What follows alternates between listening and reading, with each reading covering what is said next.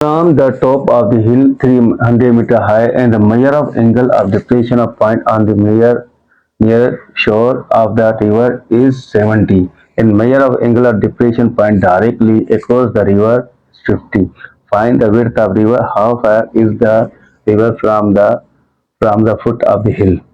अब देखो इस एक क्वेश्चन का मकसद है कि आप ऐसे समझे कि आपने जब हिल को देखा, वो कितना था यहाँ पर 300 मीटर हाई, ठीक है।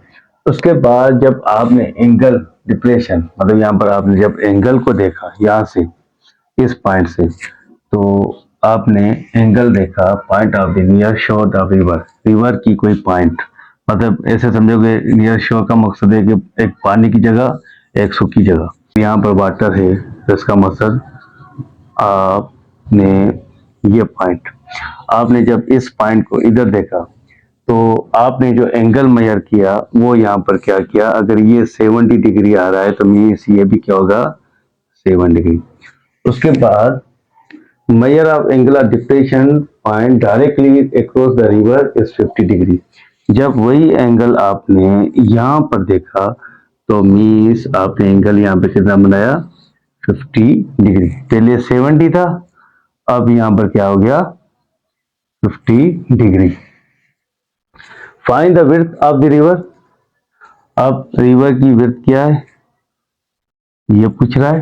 How far is the river from the foot hill, और रिवर कितना दूर है, मतलब यहाँ पे अगर बंदा इधर से लेके यहाँ तक जाए तो ये भी कितना दूर है, तो इसको हमने यहाँ पे एक सपोज किया। अब देखो पहले हम बात करें कि हमारे पास दो एंगल गिवन है, एक ये एंगल गिवन है, दूसरा ये एंगल गिवन और साइड गिवन है। तो मीन्स हम बात करेंगे यहाँ पर, तो हमारे पास इस लाइन, इसको हम क्या बोलते हैं यहाँ पर परपेंडिकुलर, और ये यहाँ पर क्या हो गया बेस। तो इसको B1 बना लो, इसको B2, और कंप्लीट बेस किसके इक्वल होता है B के। जब मेरे को गिवन हमारे पास क्या है, गिवन हमारे पास है, हमारे पास परपेंडिकुलर जो 300 है और B1 गिवन है, B1 फाइंड करना है, और एंगल गिवन है जो हमारे पास कितना है 70 डिग्री, और B1 हमें फाइंड करना है। तो मीन्स हम यहाँ पर क्या करेंगे, tangent theta perpendicular upon base, तो बेस को मैंने लिखा B1। तो टेंजेंट 70 की वैल्यू क्या है 2.75, और यहाँ पर लिखा 300, यहाँ पर हमने क्या लिखा B1। अब B1 को यहाँ पे ले आए और इस वैल्यू को यहाँ पे ले आए, तो मीन्स क्या हो जाएगा B1 इज इक्वल टू 300, और यहाँ पर हमने क्या लिखा 2.75। जब आप इसको 109.1, ये हमें पास क्या बन गया, जब इसको डिवाइड करेंगे तो ये हमारे पास ये B1 की वैल्यू मिल गई, मतलब इसकी वैल्यू मिल गई 109.1 मीटर। अब देखो जब ये हमें मिल गया तो फिर हमारे पास दूसरी एंगल क्या है, theta is equal to 50 degree, और हमारे पास बेस अब हमें क्या मिला y प्लस 109.9। अब हमें जब y फाइंड करना है तो हमारे पास परपेंडिकुलर गिवन है, तो वो क्या है 300।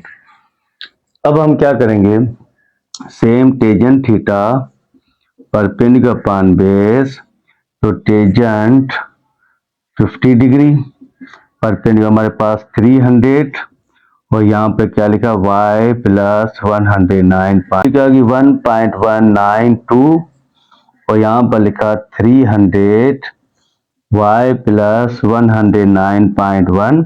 अब इस वैल्यू को मैं इस यहाँ, तो हम क्या करें, इसको मल्टीप्लाई करेंगे, तो 1.192 को मल्टीप्लाई करेंगे किससे, यहाँ पे y प्लस 109.1 से।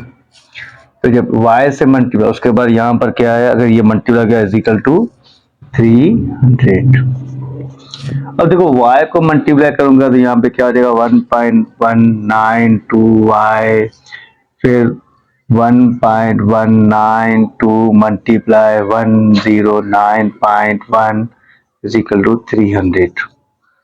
तो यहाँ पर 1.192 y, जब इनको मल्टीप्लाई करेंगे तो 130.05 इज इक्वल टू 300।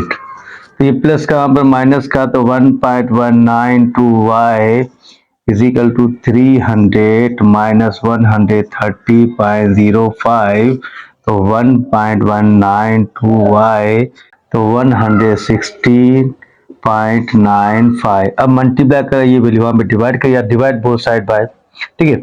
जब यहाँ पर डिवाइड करेंगे तो 160.95 डिवाइड बाय 1.192, तो इज इक्वल टू क्या आएगा 142.5। तो मीन्स ये वैल्यू किसकी आ गई, y की। अब देखो हमने जो ग्राफ बनाया था उस ग्राफ के हिसाब से हमारे पास अगर ये x था, जो रिवर था x से, तो ये हमारे पास क्या था, y। तो देखो y की वैल्यू हमें क्या मिली 142.5। तो जब y मतलब विड्थ ऑफ द रिवर, तो यहाँ तो देखो विड्थ ऑफ